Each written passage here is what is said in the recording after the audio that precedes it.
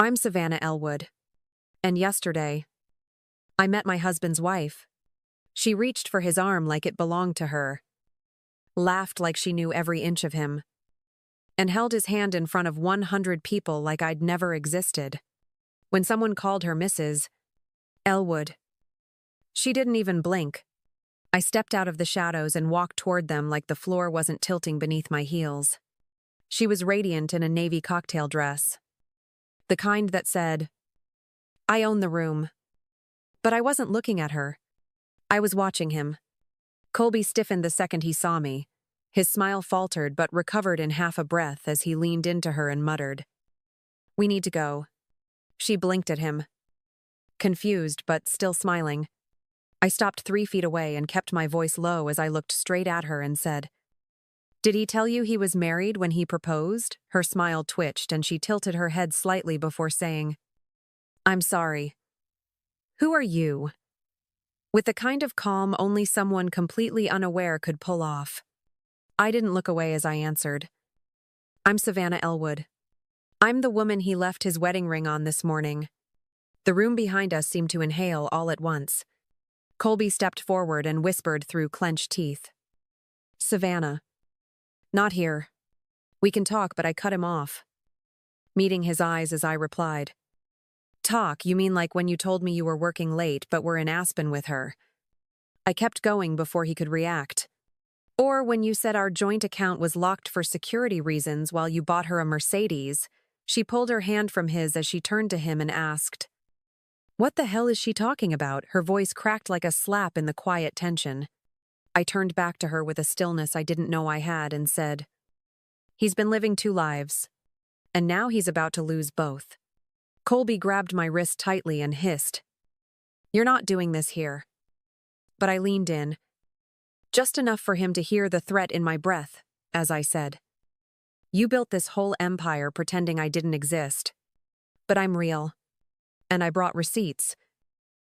She stared at him now, expressionless, frozen. He couldn't look at either of us. I took a step back, lifted my chin, and said the only thing left to say, "You married her for money, but you forgot I was the one who built you from nothing. And now I'm the one who's going to take it all back." It started with a cent. He walked in at 1047 p.m., still in his suit, pretending I hadn't called him 5 times that evening. When I leaned in to kiss his cheek, the scent hit me expensive, feminine, and definitely not mine. I stepped back and watched him drop his keys on the console like he hadn't just brought a ghost home with him. He loosened his tie with that same smug rhythm he always used, unaware that this time, I saw it for what it was, performance. He glanced at me sideways and muttered, "What?" I shrugged and said, "Didn't realize work smelled like vanilla orchid and leather these days." His eyes narrowed just slightly as he replied, "Maybe if you left the house more often, you'd know what real perfume costs." I stared at him and said, "And maybe if you came home on time, I wouldn't have to guess who's wearing it." His laugh had no humor when he said, "Jesus. Savannah, it's always something with you." Narration cut through the moment like glass underfoot. I wanted to believe it was paranoia, not betrayal. But the lie had a scent, and it stuck to him like smoke. He walked into the kitchen and opened the fridge like we hadn't just shattered something invisible. I didn't follow. I just watched. "I've been working nonstop," he called over his shoulder. "But God forbid I smell like someone else's cologne." I took 1 step forward and replied, "You mean perfume? Perfume clings to fabric. You want me to show you where it's strongest on your blazer?" He slammed the fridge door harder than necessary and said, "Don't start with me tonight. I'm not in the mood." I folded my arms and said, "No, you're never in the mood when you've been somewhere you shouldn't." He turned then, finally facing me fully, and asked, "Are you accusing me of something?" "Savannah," I didn't blink as I answered, "No. I'm watching you lie, and letting you choose whether to keep going. His voice sharpened as he scoffed. Unbelievable. I work 70 hours a week to pay for this house and your lifestyle. I cut him off cold.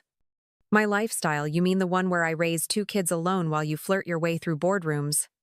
He pointed at me and snapped. I built this from the ground up. I tilted my head and said, with my savings, my second job, and the IRS benefits I gave up to support your big dream. Narration came back like breath after holding it too long. I didn't cry. Not that night. I just listened to his lies echo in silence and started watching him more closely. He left the next morning before sunrise without a word. No kiss. No glance back. Just the sound of the garage door and the scent of cologne I didn't buy. I walked upstairs, opened the navy suit jacket he'd tossed over the chair, and slipped my fingers into the inner pocket. The paper was smooth, folded twice, and still warm. It was a receipt for a diamond necklace, $6,400. Paid in cash. 2 days ago. I'd never received a necklace. Not for our anniversary. Not even for our wedding. I didn't shake. I didn't scream. I simply placed the receipt on the kitchen counter next to the mug he always reached for after work. When Camila picked up on the 3rd ring, I didn't waste time with greetings. I said, "You still have access to legal property records." Right, she went silent for a beat before answering. "Savannah, tell me who he is, and how bad you want him ruined."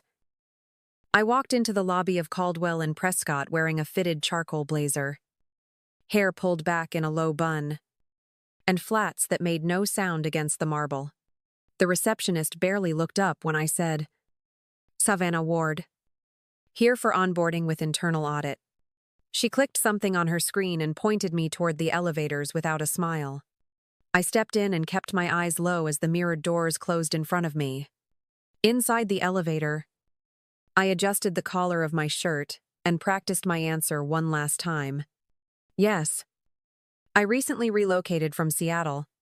Most of my audit experience is in nonprofit finance. But I'm excited to work in a firm like this, I whispered, watching my reflection to make sure I looked small. Harmless. Forgettable. When the doors opened on the 27th floor, I was met by a woman in a beige sheath dress who extended her hand with practiced professionalism. "You must be Savannah. I'm Natalie, head of internal audit. Come on back," she said with a clipped voice as she turned.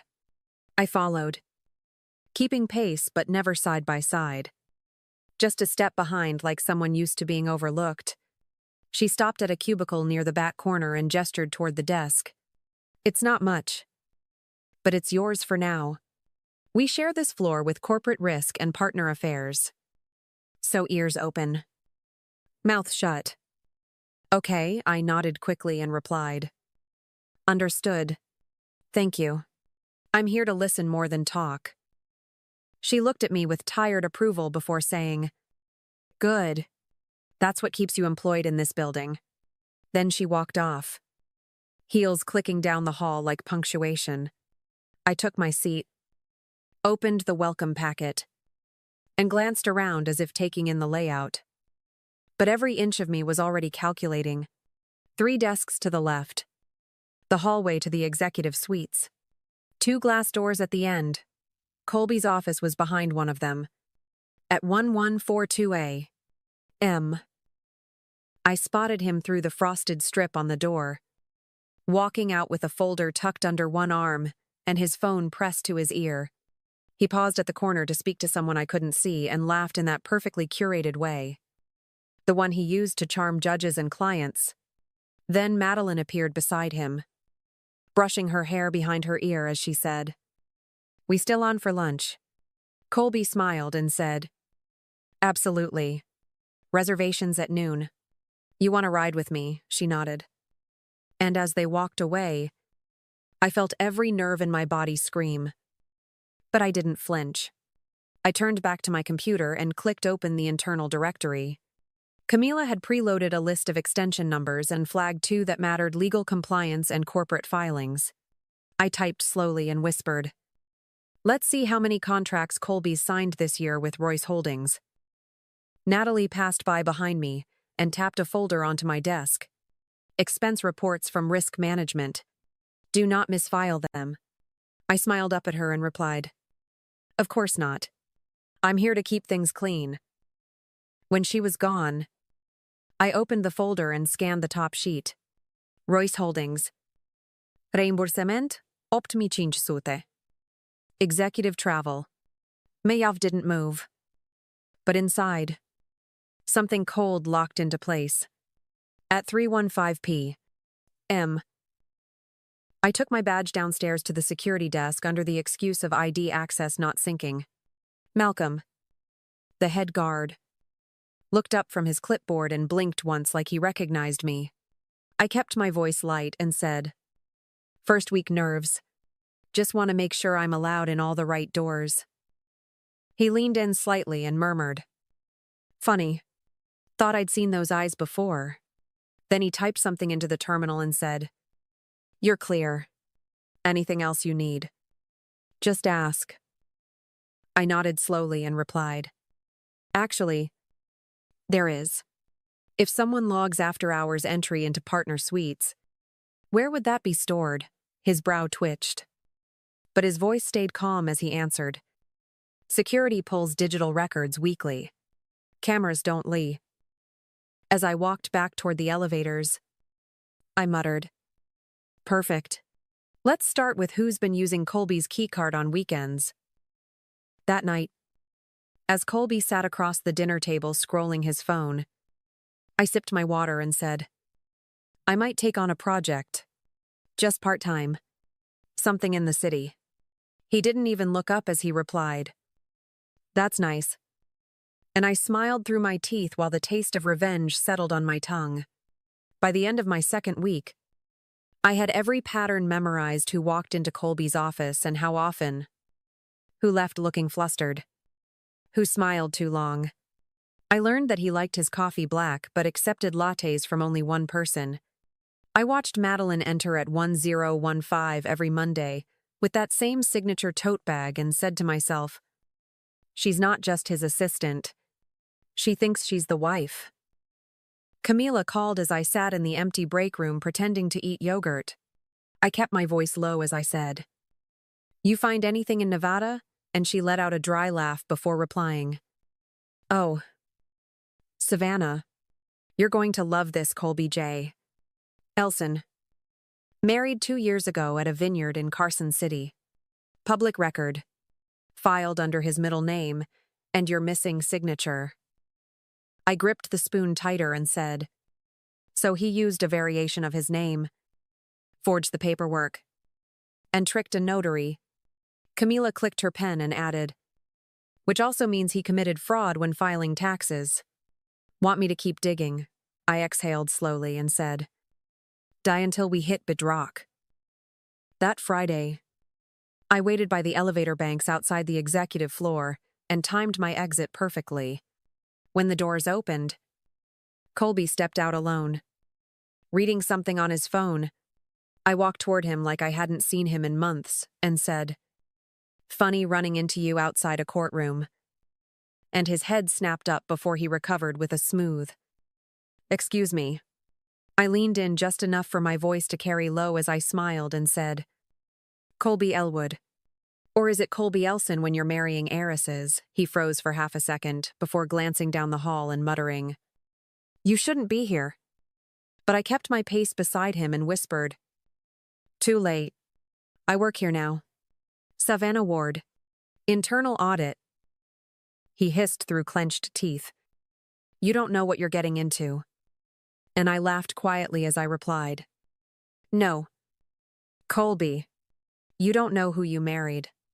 He turned to face me sharply and said, "If you open your mouth about any of this, I'll bury you in legal filings. I'll take the kids. You'll lose everything." I stepped closer, looking him dead in the eyes as I said, "You already buried yourself the day you married her without divorcing me. That's bigamy. That's criminal. And now I have the receipts. He leaned in so close I could smell his aftershave and said, "You think anyone will believe a housewife over me? You think they'll side with a woman hiding in cubicles?" I smiled calmly and said, "No. They'll side with the footage. The paper trail. The wire transfers. And the tax filings. I'm not hiding.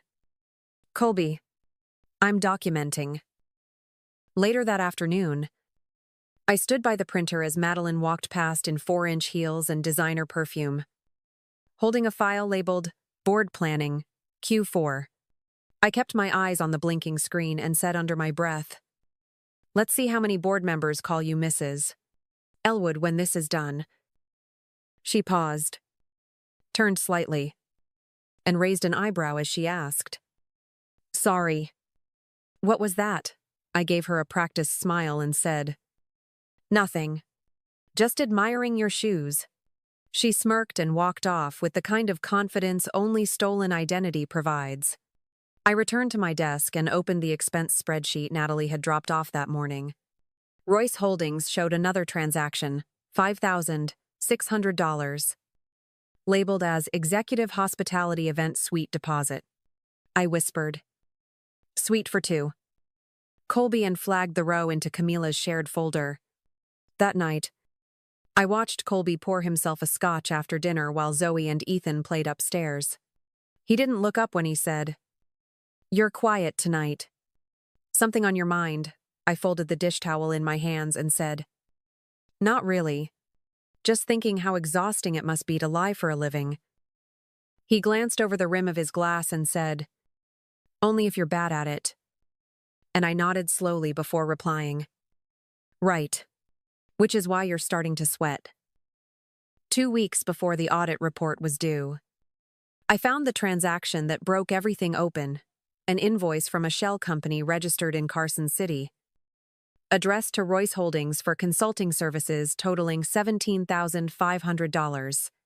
I clicked on the filing agent's name and whispered, "I've seen you before."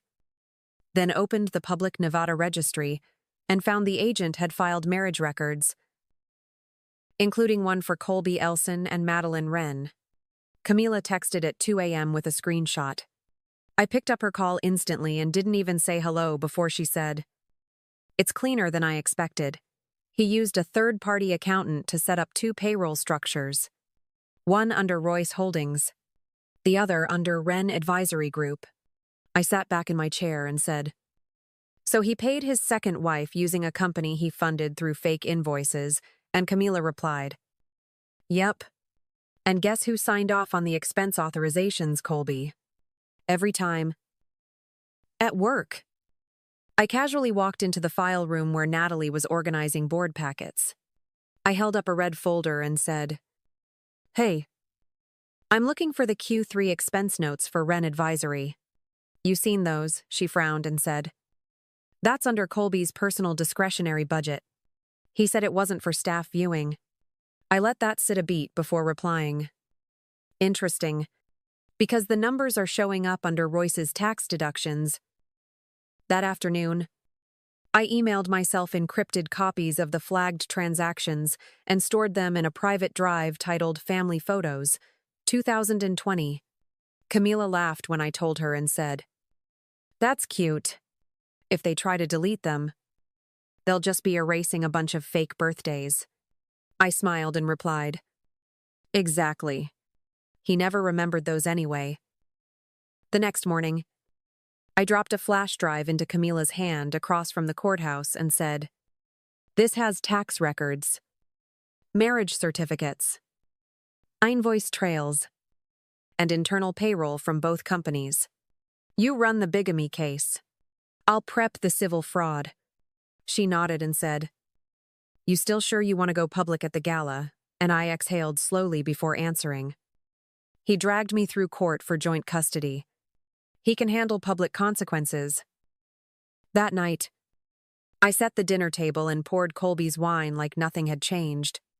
He walked in, loosened his tie, and said, "You've been quiet this week. No snarky comments." I handed him his glass with a calm smile and said, "I've been reflecting.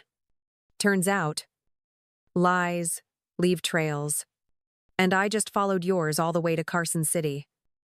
He paused mid-sip and stared at me, his voice low as he asked, "What are you saying?" I placed his plate down and said, "I'm saying you might want to tell your second wife not to sign her emails with Mrs. Elwood when the IRS still has me listed as your spouse." He scoffed and pushed his chair back as he said, "You have no idea what kind of mess you're walking into. This isn't a game." "Savannah." I leaned against the counter and said, "Good. Because I don't play. I build cases." The next morning, I slipped a small envelope into Madeline's handbag while she was in the ladies' room during the quarterly review. It held two things: a copy of their fake wedding license and a printout of Colby's signed custody deposition, listing me as his legal spouse. I didn't write a note. I let the paper speak. When she walked out and sat beside him again, I watched her glance down, open the flap, and stiffen. Her hand trembled slightly as she read the documents. But she said nothing. Colby kept talking to the CFO about vendor restructuring, unaware the woman beside him was about to realize she'd married a con. As the board began their presentations, I whispered under my breath, "Tick-tock." The gala was hosted at the downtown conservatory, all glass walls and marble floors, humming with the kind of curated wealth that made people forget their secrets had gravity. I arrived in navy satin, hair pinned up, and walked in with Camila on one arm and our flash drive secured in a black envelope under mine. The violinists were mid-Puccini, and the board had just raised a toast when I saw Colby's hand on Madeline's back, steering her through the crowd like he still controlled the room. Camila leaned in and said, "You ready?" And I didn't even blink as I replied, "I was born ready for this." Colby spotted me 3 tables down and lifted his glass with a practiced smirk. I tilted my head slightly and said, "He still thinks this is a donor dinner." Then nodded toward the front. Camila whispered, "Signal's strong. Live feeds synced. When you plug it in, the room will know." I smiled without teeth and replied, "Perfect. Let's make him famous." During dessert, the executive director stepped to the mic and began thanking the board for another record year. As her voice echoed, I reached down, opened the black envelope, and pulled out the drive. Camila handed me her phone without a word, already on the wireless stream dashboard. I glanced at the screen and said quietly, "Let's do this." The presentation screen behind the stage blinked once as I synced the feed. I stood and walked calmly to the AV stand, catching the eye of the coordinator, who nodded and whispered, "This, the Q4 video." I gave her a serene smile and said, "Better. It's the truth." The screen lit up with a title, "Dual Ledgers. Dual Lives." A few guests chuckled, thinking it was some ironic marketing bit. Then the slide changed to a tax filing from Royce Holdings, with Colby's signature at the bottom. A murmur started near the Champagne Tower. By the third document, Ren Advisory's bank transfers to a Nevada shell, silence swallowed the room. Colby stood slowly, his hand still gripping Madeline's chair, and hissed, "What the hell is this?" I turned to face him, keeping my voice even as I said, "It's the part of the story you didn't get to write. The version with receipts." He started to walk toward me but froze as Camila stepped beside me, holding up a printed custody order with the judge's seal in bold. Madeline rose next, eyes locked on the screen as her own wedding license appeared. Filed during a year, Colby was already under spousal declaration with me. She turned to him and said through clenched teeth, "You made me your accessory. I thought I was your wife." Colby opened his mouth but no sound came. Gasps turned into whispers as the board members saw their own names listed beside approval signatures for the fake vendor payments. The CFO wiped his mouth and muttered, "We're going to be audited." The director leaned over and asked, Did you know about this? And the CFO shot back. I sign what he tells me. I'm not his babysitter. I didn't need to say anything else. The screen did it for me. A clip of Colby's recorded call. Move it through Ren advisory. My wife never checks that account played on loop as the final nail. Camila looked at me and said, "This is the part where he runs." I shook my head and whispered, "No. He's cornered. He'll beg first." Colby turned toward me, eyes wide now, and said, "We can fix this. Savannah, we can say it was a misunderstanding. You've made your point. Now shut it down." I took one step forward and replied, "You embezzled $112,000. You lead under oath. You married someone else while claiming joint taxes with me. I don't shut down. Y escalate." He reached for Madeline's arm, but she stepped back like his touch burned.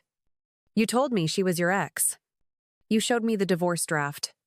Colby snapped. She refused to sign, but I held up the court-stamped agreement and said, "I signed. You never filed. Because keeping both of us served your agenda." The director stepped up to the mic again, face pale, and announced, "We'll be pausing the remainder of the program for board deliberation. All attendees, please remain seated." I walked past Colby without a glance and whispered as I passed, "You made me sit through years of silence. Now it's your turn." The room buzzed with panic. Lawyers calling partners, investors texting assistants. I stepped out onto the balcony, let the cold air hit my skin, and finally allowed myself to breathe. Camila joined me moments later and said, "That was cinematic." I smiled and replied, "It wasn't revenge. It was release." Colby was escorted out by security before the second bottle of champagne was uncorked. The next morning, the board released a statement announcing his immediate removal in cooperation with state financial investigators. Madeline filed for annulment 2 days later, citing fraud. And me, I booked a flight to Florence. 1 seat. 1 suitcase. No forwarding address. I sat across from him at the final hearing, the same courtroom where everything had started unraveling. He looked smaller than I remembered, his tie crooked, fingers fidgeting with the hem of his sleeve. He cleared his throat and asked, "So you're really keeping the last name?" I smiled, slow and deliberate, and replied, "I paid for it in full. Why shouldn't I?" He blinked, his lips parting like he wanted to say more. But all that came out was a bitter scoff. I leaned back slightly and added, "You gave me the name when you gave me the lies. I'm keeping it as a reminder of both." He shifted uncomfortably, rubbing the back of his neck as if my words were too heavy to carry. Then he muttered, "Seems petty." I didn't flinch. "And yet here you are. Divorced. Bankrupt. And Googling apartments with bad lighting." I said as I gathered my coat and stood up, "You lost everything trying to keep your double life a secret. I'm just keeping the name." He raised his voice just slightly, enough to catch the attention of a few people sitting nearby. "You think this makes you some kind of hero?" I walked past him slowly, pausing only to glance at him over my shoulder and whisper, "No, it makes me free." Outside the courthouse, the air smelled different, cleaner somehow. I let it fill my lungs as I took the steps down slowly, heels tapping against the stone with each beat like punctuation marks on a story. Only I got to finish. "Me lavier." Lisa joined me at the bottom and asked, "Everything go as planned?" I nodded and said, "He still doesn't get it. But that's not my problem anymore." Lisa grinned and handed me the envelope with the final decree inside. "It's done," she said. I opened it, let my fingers slide across the top of the page, and read the last line aloud. "Divorce finalized. Name retained." She tilted her head. You sure you want to keep it? I smiled again and replied. He tried to bury me with it. I made it mean something else. Then I turned toward the street, stepped off the curb, and added, that name doesn't belong to him anymore. It belongs to the woman who outsmarted him. As we walked toward the car, Lisa asked, what now? I looked up at the skyline and answered, now I build everything he said I couldn't under the name he tried to destroy me with. And with that, I opened the car door, slid in, and never looked back. If you've ever rebuilt yourself after betrayal, this story was for you. Drop a comment. Tell me where you're watching from. And don't forget to subscribe. There's more truth, more fire, and more revenge coming. You won't want to miss what's next.